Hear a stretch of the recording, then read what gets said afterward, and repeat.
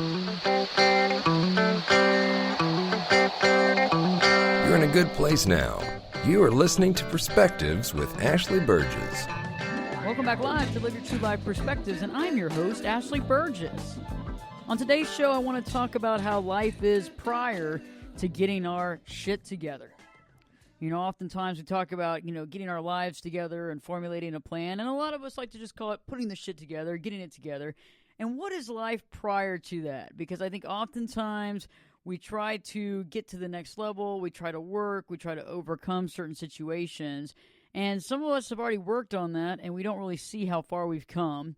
And others of us don't really understand where we are right now in the journey. And so I want to do several part series on getting our shit together. Today we're going to be talking about how it is prior to getting our shit together. And next week, I want to do a show on when we take the steps to get our shit together, what we actually do. Because I think this is essential to understanding progress in our life, success in our life, and what it means to get things together. I mean, we hear people talking about it all the time, but a lot of it just sounds like noise. It's however they're pitching it, however their idea is. And does that relate to us? Maybe, maybe not. Does it relate to you? I don't know. So let's talk about this directly right now. So what is life like prior to getting our shit together? The first thing that I find often in my own life from my journey, but also through my clients, is you have a tendency of downplaying your own life. And a good example of downplaying your own life is you don't really realize what you have. And we're often kind of going through the motions. We don't realize how valuable this life is because it's kind of humdrum. It just seems like things are happening to us and we feel powerless to the situations that go on in our life. And we feel like we have no say. And I think that when we are in this process of prior to getting our shit together, we have a tendency of downplaying our power because we don't really believe we have any. We don't even know anything about personal power. Another thing is that oftentimes the folks around us seem to have it all together. And so we're looking at people and we're saying, man, if I could just be like them, I remember when I was younger, and I'm sure you have a story like this as well. A long time ago, I would say this is more than 20 years ago, I had a couple that were my good friends, and they were getting married. And it was like, the first wedding that you ever go to of people that, they're older than you, but you still hang out with them, and you still kicked it with them, you still party with them, and so it was really cool. And so I remember getting that invitation and how much fun that was and going to the wedding, and it was a total blast, and they were getting married. They had it all together. They had this rent house, I remember, and it was a really cool house. And then they ended up buying a house. They had a mortgage, and I remember that was a big deal. And then they were going to get married, and I was like, wow, they have it all figured out. And I remember our whole group would look up to this couple because they just had it all together. And that's the stuff that we wanted to have all together. And so at the time, prior to getting my shit together, I believed that they had their shit together, right? And so I looked up to them, but I didn't realize that really wasn't the case. It was just they were at a different level in their life, and I was looking for someone to be, to look up to. I was looking to someone to look up to have that life that I believe that when you have it all together, the life that you're supposed to have. And so often we do downplay our life because we don't really see what we have. We're looking outside of ourselves a lot to find meaning. But we also look outside of ourselves a lot because we don't really see the value within ourselves. And that's prior to getting our shit together. That's totally straight up. I mean, think about it. Whether you're in the situation right now or you moved up through the situation, you know what I'm saying when you look back to the past a lot of times, how you downplayed yourself, you didn't see the power within yourself, and oftentimes you looked at everybody else as having the answers, and you were just kind of sitting around waiting to see what's next. And I've been there before. And anybody that's going through this process right now is looking for answers. The last thing that they want is more questions. And I think when we stop and we sit back for a second And we begin to ponder how wild this life is and the concept that we are on a planet hurling really, really quickly through space, okay? Space and time, and it's wild stuff. And to really start contemplating like the whole creation concept and where we came from, I mean, it's pretty mind-blowing at that point in time. But then if you even connect it to the fact that we are human beings and we're walking and talking and we have all these opportunities to create stuff on this planet, it's pretty cool. But oftentimes until we see that, until that blinder of our non-specialty goes away, we begin to realize how unique we are. Until then, we really don't understand. We don't see it. We don't see our personal value. Another thing that we are like prior to getting our shit together is we really find a ton of fault in ourselves. Have you found a lot of faults in yourself? Because I know I have. I remember there was a good decade of time where I couldn't do anything right. Everything was wrong, and, I was falling short on everything, and I felt like, I just felt like everybody could do something better, and I was behind the 8 ball. Why should I try? And when we find fault in everything we do, it's tough. Being the worst critic of yourself is awful. It's like sometimes you go, why do I even get out of bed? Doesn't make any sense. And when we find that fault within ourselves, what we're doing is we're becoming our own roadblock. We're creating our own problem within. And anytime you're dealing with somebody that's trying to hold you back or trying to be that roadblock in your life, it can be tough. It can be really tough. So, for example, let's say you're trying to call into a company to try to get an interview for a job, and you're trying to get through, and you're trying to get to HR, and you got all these people being roadblocks and not very nice on the phone, and you're just trying to get an email, you're just trying to set up an appointment, but there's all these gatekeepers, and it's just tough, and you're like, man, I don't know if I'll ever get through this. So, with that example in mind, think about it being even tougher when the gatekeeper is you. Okay? When you're the gatekeeper because you find fault in everything you do. And if you're finding fault in everything you do, you're the toughest critic there is. Nobody can outbeat you. You know you through and through. You know how to throw a punch. You know how to take yourself down and to cut yourself down to size more than anybody else on this planet. So when you begin to be the judge of yourself and you find fault within yourself, basically you're holding yourself hostage because you're telling yourself on a daily basis, I can never get this done, or I'm never going to be successful, or life's never going to turn out this way, or look at all the problems. Look how I'm not doing this and I'm not doing that right, and look at all these other people. And what happens is it keeps us in a state of non-action. And I've been in a state of non-action before, and I bet you have too. Where you literally don't know what's the next step because you're scared of making the next step and fear that the next step will be wrong. And that sucks. And I've been there before. You think about something, you go, well, I could do this, but God, I don't know. I mean, the last thing I did really sucked. I really screwed that up last time. What if I screw this up now? I don't know. I don't know if I can trust myself making this decision. I'm kind of scared about making this decision. So instead, I'm just not going to make a decision, and I'm just going to wait it out. And I've been there before where it was the only thing I could do because I thought about doing something, but I got scared about the past of being unsuccessful, and I considered it failures. Even though I never consider now an attempt to be a failure. Anytime that you attempt to do something and actually try to do it, no matter how you do it, no matter how the outcome is, you're not a failure because you actually did it. Failure to me is failure to launch, failure to do anything. Okay, and that's the key. It's the same thing as when they're sending up these rockets into space. I mean, the last thing you want is a bunch of people saying, we can't send that rocket up. It's never going to work. The last time we did, it crashed. It was awful. And we made some bonehead decisions. And you know what? It'll probably happen again this time. So we should just stay here and not even think about space. Let's just stop doing what we're doing right now. And let's just go come up with something else and take a break. And let's figure it out. But let's not do anything because we might do the wrong thing.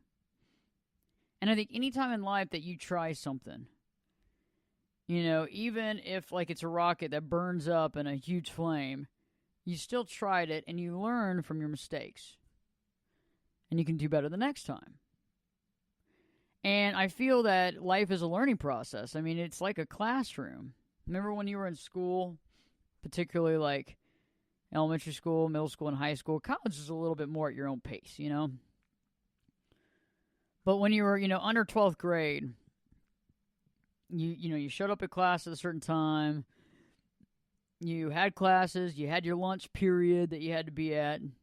Even back in the day, you had recess. Remember recess? Remember even if you go back further, you had nap time. I don't know. I wasn't ever a big fan of naps. I was a kid, and nowadays I'm still the same, is that the only time I can sleep during the day is if I'm sick. If I'm sick or I had surgery. Otherwise, napping is just not part of my regiment. It was hard when I was a kid, too. I remember laying on that hard floor on that mat going, what in the heck are we doing? We could have spent more time out at recess. We could have read Ramona Quimby, Age 8 more, but we didn't do that either, did we? And it's interesting, though, how everything was timed out, and there was this big, you had to go to this class at this time, you had to go to this class at that time. Recess was then, lunch was at this time, and everything was in its own time, its own regiment, its own routine. And that's really interesting. And I think that as we grow up and we go through school and we move on and we work and eventually we find a career, or we go through various careers trying to figure out what we want to do, within that time frame, many levels of our life we find fault within ourselves. And we feel insecure. And it goes back to self-worth and self-value. And I think a lot of our issues started, on the playground, or started in first grade or second grade, because a lot of our self-worth issues started at an early age.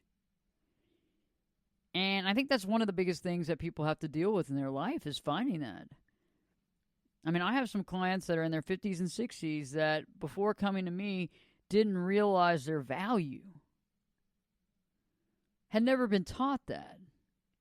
Quite the contrary, actually. Quite the contrary. They were told throughout their whole life that they weren't good enough and this and that, and so they internalized that, and they continue to tell themselves that. And sometimes that can morph into, well, I'm not worthy of being happy, I'm not worthy of finding happiness, and so what happens then? It divides us from happiness. Because then we say we're not worthy, and then we start looking for it when we don't really realize that it's within us the whole time, right? It is. I found that out a while back. I would say about 20 years ago, it really was starting to hit me hard because I was going down a path. And I was dealing with, a condition that nobody understood. I had a disease that nobody could understand, nobody could diagnose, experimental surgeries. And I've talked about this on previous podcasts and shows. But it was painful and scary and overwhelming for somebody at that age to deal with it, for anybody, for that matter. I mean, even if you're 85, dealing with that sucks. It really makes you question your entire existence. And it's interesting because my self-worth was low because I didn't feel like I was worthy. Like, how would somebody with this disease, how could I get this and be a worthy person? I mean, how could this happen to me? And so overcoming that and overcoming the differences, when you have something that's very rare and different, it's not a positive thing. It doesn't go, oh, yeah, I got this rare disease. This is awesome, or I have this thing that nobody understands, and this really sucks. And it goes a long way to really nosediving your self-worth. And so it took me years. It took me all the way through a lifetime to really recognize the worth that I have. And I think that's something that most of us don't do very well. I think when it comes down to it, if you looked at self-worth, I think many of us would feel naked because it scares us to look at how we really feel about ourselves. It scares us to really acknowledge the fact that, well, we're not really sure. We really don't know how worthy we are. We don't feel worthy enough for one thing or another. And I think that's important to really recognize prior to getting our shit together, that's something that definitely exists, is usually a feeling of lower self-worth or not being valuable. And I'm not talking about being narcissistic on the other side, because a lot of times some folks will confuse when I say having a high self-worth with being bolstering and bragging and having this big ego, and that's not at all about having self-worth. When people boast and brag and have a huge ego that's bigger than the room, that is a safety mechanism, because those particular people probably have the lowest self-esteem on the planet. It's easy to look like the big fish when you act like the big fish. It's easy to act like you have it all together when you don't have it all together. That's how life is. People will do things like that. It's easy to put on a show and to act greater than everybody else and bigger than everybody else, but you're not at their house when they get home after the event that they've been boasting and bragging about.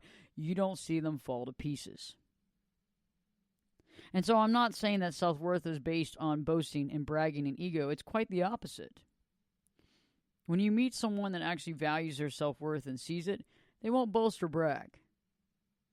The one thing that you'll realize, though, with them is they seem to have an inner peace that's different from most people. They seem to walk and talk with they know what they're doing, and they feel good about it, and you can see it in all their actions. Their actions are smooth. Their conversation is smooth. And not smooth in a weird, smarmy way. I'm talking about smooth in the fact that what they're saying they believe and they feel, and how they move within life is based on their reality of being honest and having that self-worth. And we have to go through a lot of processes to feel that self-worth, to maximize that, because we got to be doing everything right. We got to be being honest in our life. We have to be being proactive in our life. And all these things go a long way. Because when we begin to understand the value of our life, we can begin to act accordingly. Until you realize your value, you'll do a lot of things that go against your value. A good example. Until you understand your value, I'll have a lot of clients that come in for the first time tell me about how, they ended up, sleeping with somebody they met the first night. And it kind of happened. And I'm not sitting there judging anybody. This is a judgment-free zone, by the way. You can ask me anything, and I'll answer honestly. But when we do those types of things, it's not right or wrong, but it's how you value it later on down the road. And this particular client was very upset about it. And the reason why I think she was upset about it is because she hadn't really shown her value in the situation. That she's a valuable person, that it takes time to get to know her, and she doesn't feel that value within. Okay, it doesn't matter what the other person thinks. If you feel that value and you say, hey, I'm valuable, I need to get to know this person and spend time with this person before I will subject myself in any sort of sexual way, I think that's a really good thing, but you have to believe it. It's like the same thing as, doing a lot of recreational drugs or really binge drinking, or over drinking for that matter. When we do have a higher self-worth, we begin to see ourselves as being good people. We see ourselves as being important, and we want to take care of ourselves. And the last thing we want to do is to hurt ourselves and to cause toxicity and to overdrink and to take drugs that take us away from who we are, who devalue us, and who can inexplicably hurt us. And that's the key. And so it's very interesting. The higher we get with the self-worth quotient, the more we're more proactive about what we'll allow in our life, what we will not allow in our life, what we'll condone, what we won't condone, what we'll be around and what we won't be around. And another good example besides drugs and alcohol and sex is when you have a good high self-worth and you realize the value of who you are on this planet, the last thing you want to do is to be surrounded by people who don't understand the value because they won't see the value within you, okay? And also the last thing you want to be around are people that are extremely negative. Because life's not about being negative. It's not about finding faults in everything.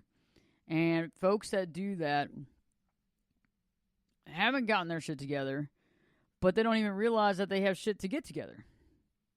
And oftentimes that becomes a problem. So when you're working on yourself and working on your self-worth and working on valuing yourself, the last thing you really need to be around is people that explicitly do not value themselves.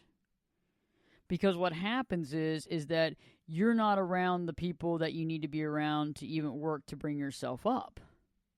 Instead, you're surrounded by people that won't even understand what you are working toward because it doesn't make any sense. Because somebody can only see what's in themselves within you. So, for example, when I meet people, I can see their value. I can see what they bring to the table. I can see their qualities. I can see, I can, love them for who they are as a human being, unconditionally, because I can unconditionally love myself. Before, when I couldn't unconditionally love myself, I couldn't unconditionally love someone else. And accept them for who they are, because I accept myself for who I am. But when people can't accept who they are, they can't accept who you are. So surrounding yourself with these people when you're getting your shit together is a bad idea. Birds of a feather flock together. It's just like if you want to really be good or great, if you want to be great in life, you want to be around other people who are great in life. If you pride yourself on being highly intelligent, when you're with other people who are even more intelligent than you, it goes a long way to bettering your life. Because when people are more intelligent, they push us to be more intelligent. They push us to think. And that's where I think a lot of people make mistakes. When they are highly intelligent, they don't want anybody competing around them. So what do? They become the most intelligent person in the room, and they make sure of it. But the problem with that is you're never learning anything new, really. You see what I'm saying? Because there's no healthy competition. There's no healthy thought processing that's outside of that person's realm. Because they've created this being in charge thing.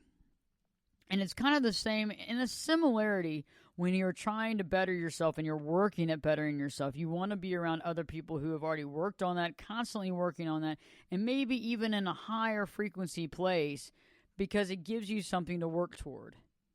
And it also gives you accountability partners, and it gives you people to look up to, and also to see honestly what the next step looks like. And it also feels better, too, because when you're working on your self-worth and you're really working at it, so you're really watching what you're doing on a daily basis, you're really considering taking good care of yourself and your health and your well-being. When other people aren't working on that, they're not taking care of themselves and their well-being, and they're doing whatever they want. So it's really hard to be around that and stay true to the positive direction that you're in, because eventually you're going to stand out in the crowd. And usually in these situations, it's not going to end up working out when other people aren't on that same frequency, because they're going to think that you think you're better than them. Okay? Or they're going to say, why are you being such a, stick in the mud? I mean, it's 3 o'clock in the afternoon. Why can't you have a drink? Why can't you do this? Everybody else is doing it. And so you either follow what they do, or you end up being that person that's left out. Not that being left out in this situation is a bad thing. It's a good thing. But eventually they're going to find reasons to not spend time with you. So you can continue in that group of people, and eventually they'll stop calling you, but you'll be nagging at them, and you can keep that going. Or eventually you can let that go and let them do their life, and you do yours. Because in the end, nobody's going to give you a medal for not living true to your life. Nobody's going to be like, oh, good job for you. No, you're the one that has to look in the mirror day after day and say, you know what, I did the best I could, and I really worked at myself, and I really created an awesome life, and I'm really proud of it, and I took every opportunity that I had to better my life. And when you can begin to say that, all of a sudden your life begins to really flourish because you're actually making the most of your life. A good example of making the most out of your life versus not. And this might hit home for you. Ever gone on a vacation where you went on the vacation, you had 4 days, and you absolutely did everything possible on that vacation? You saw every tour group, you went to every place, you saw everything. You took pictures of great stuff. You met with the locals. You had all these great experiences. You tried the food. You everything. I mean, when people talk about that area of the country, when you're like, you know everything about it. You did everything. You put yourself in every situation possible. You got up really early in the morning, and you did everything that you wanted to do, and you feel like you got something out of it. Okay? That, to me, is living your true life. On the flip side, take that same vacation, and instead of doing everything, you got up late. You got up about noon, 1 o'clock every afternoon. You might have done one thing a day. Missed out on this. Had drank so much the night before it was real hard to get up. And then did it again. And then by the time you got done with the trip, you'd seen like 3 things and you felt like you missed out on it. And when people ask you about, hey, how did you like XYZ? You don't even know about it. And I feel like that's kind of like life. You can either experience everything in your life and go, wow, that's amazing. Or, hey, I don't know if I really want to do that again, but at least I tried it. Or you can be like, well, I didn't get around any of that. And that's what I'm thinking about when we talk about getting our shit together, is you begin to realize there's more than what you're allowing yourself to do. Your life is more value. There's more things you can do. You are more valuable than you've thought. And it really crescendos into seeing that and wanting that to be. And I find it interesting. Because I think a lot of times we get lulled into this certain reality. And the people around us are into that certain reality, and we do it all the time. Another good example that might hit home as well is some of us get into that rut where we literally work all day, and we drive home after work like a bat out of hell, and we get home, racing to get home for, I have no idea why, and we get home, and we stand there in the kitchen, and we're trying to figure out what we're going to make. And you make yourself a drink, and the next thing you know, you sit there and you watch TV, and you make yourself another drink, and you sit and watch TV, and you make yourself a drink, and that's what you do. And that's from A to B every single night. And there's more to life. And I've been there before. Where I'm like, well, I guess I'm just going to keep doing this because this is what everybody else does, and, might as well. And then I just was like, this sucks. Like, this is so boring. I don't want to do this anymore. But it took a while to get boring. And I don't know why it took so long to get boring, but I think there's certain social norms that we try to fit into. And we want so bad to live that norm. Because, think about it. Drinking is supposedly like a pastime for any human on this planet. Almost everywhere you go, there's alcohol. It's hard to avoid alcohol. And it's interesting how that's supposed to be the pastime. And I know some folks still to this day that literally their whole weekend is just a drunk fest. And I'm not judging, but that's how they've always done it. They work really hard on the weekdays, and then the weekend is just blow out the flip-flop, and on Monday morning, they look like hell. And then about Wednesday, they start getting it back together. And Wednesday, Thursday, they're smart as a tack. Friday, it's like they're on fire, and then bam, let's go back to Monday where they look like hell. And it's constant. And I'm sure you have a friend like that that's constant. And you don't have anything to say. You can't say anything. You can't sit there and go, hey, man, you look like hell. What happened to you? God bless. You get hit with an ugly stick or what? You have no idea. And you know that it's this constant deal. It's what they do. But it's like, when do we get ourselves into that type of situation? When? When did that happen? When did that become our reality? And when do we accept that as our reality? And even if we accepted that as our reality, how do we unaccept that and move on? Because to some degree, we all have a little bit of that reality in our life, to some degree. Maybe a really small degree. Some of you might be the same as my analogy. And how do we overcome that? And it begins with getting our shit together. It begins with finding our value. It begins with realizing that we are the judge, jury, and executioner of our life. And we have a tendency of being really hard on ourselves. And to realize that by being hard on ourselves is not being a perfectionist type thing. It's like taking ourselves out of the competition. I mean, it sucks because it puts us on the sidelines. Because what we're doing is we're creating our own sophisticated roadblocks, and we don't even realize it. They're highly sophisticated because we've created them. And oftentimes we've created them by using something else as the culprit. So let me explain. We create these sophisticated roadblocks and we use something as the culprit. A good culprit to use is a good friend. Well, everything was going well. I had all this stuff happening. I had this big interview on Monday, and then, John called me out of the blue on Sunday, and they were going to this pool party, and I went by the pool party, but, I was hanging out. I was being good. I told him about how I had the interview and stuff on Monday morning, and the next thing you know, John kept pushing the drinks on me.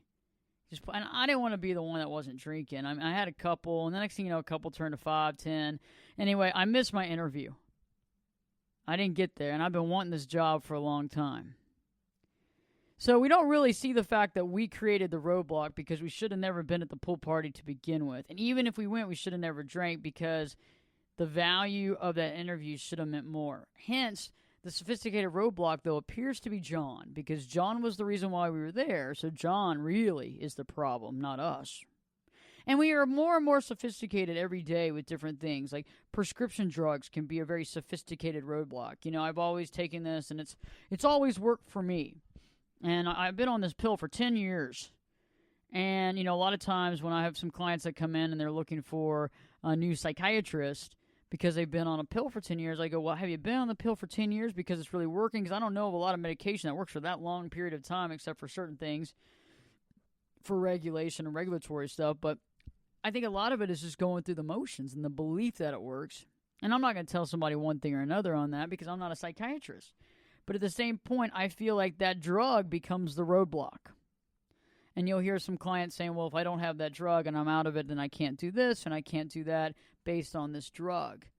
And there's a lot of different sophisticated roadblocks that we create and we manufacture so that we're not the real one that's in our own way. Because when you finally take down the facade and you realize that you were actually the roadblock, then what do? You got nobody to blame anymore. Oh my God, you actually have to take responsibility for your own life. Yeah, I had to do it. If I hadn't done it, I couldn't tell you how to do it. I couldn't tell you what I went through.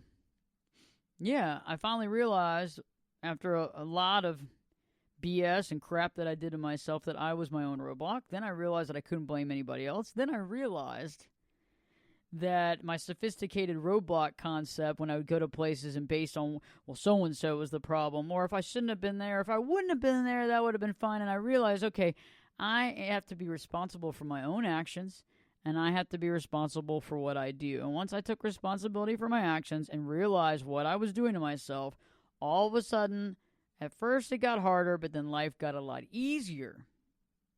And once life got a lot easier, I was able to see a lifetime of what I had been doing to myself. I mean, the stuff that I had been doing to myself, I would not accept from anybody.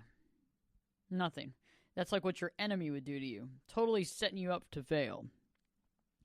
And once I realized that I was the creator of these sophisticated roadblocks, I was able to see them, but then I was also able to identify why I was creating these roadblocks. And the why is even more interesting than the actual figuring out of the roadblock thing.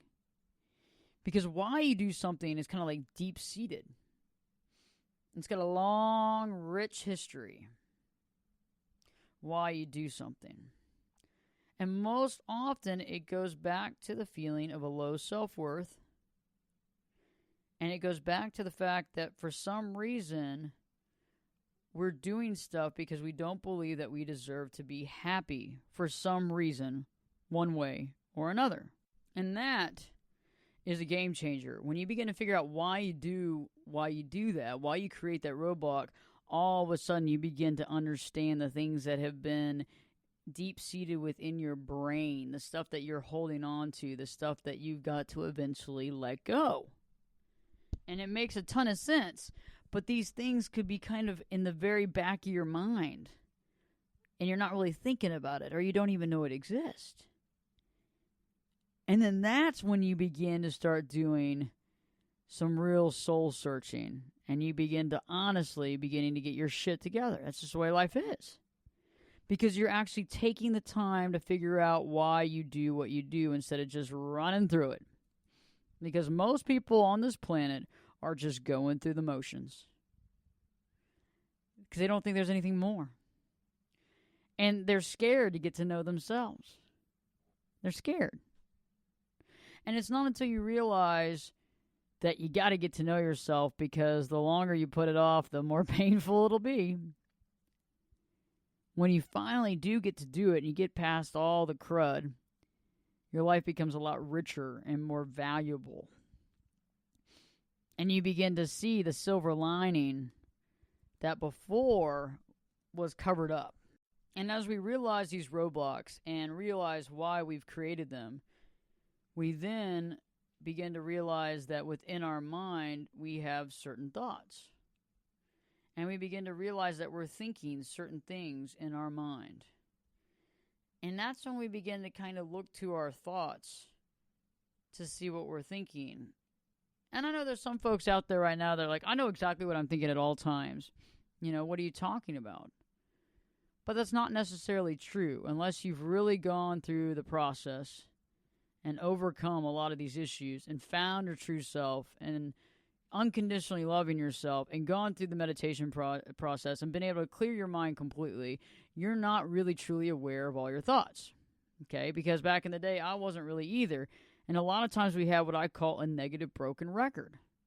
And that negative broken record are the things about ourselves that we think we're not good enough, we're not pretty enough, we're not smart enough, nothing's ever going to work out for us, yada yada, fill in the blank. Okay?